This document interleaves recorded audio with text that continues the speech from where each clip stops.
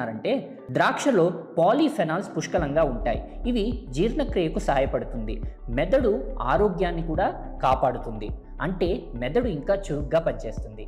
గుండె జబ్బులు, క్యాన్సర్లు నివారించడంలో సహాయపడుతుంది. నల్ల ద్రాక్షను క్రమం తప్పకుండా తీసుకోవడం వల్ల మెటబాలిక్ సిండ్రోమ్ తగ్గుతుంది.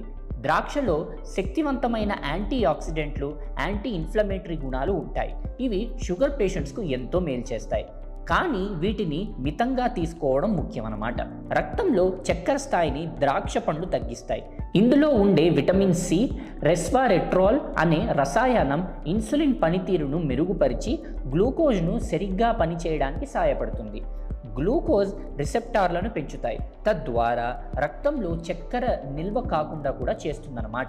ఇంకోటి ఏంటంటే నల్ల ద్రాక్షలో సుమారు 82% నీరు ఉంటుందన్నమాట. దీనివల్ల క్యాలరీలు తక్కువగా ఉంటాయి. ద్రాక్ష తింటే శరీరం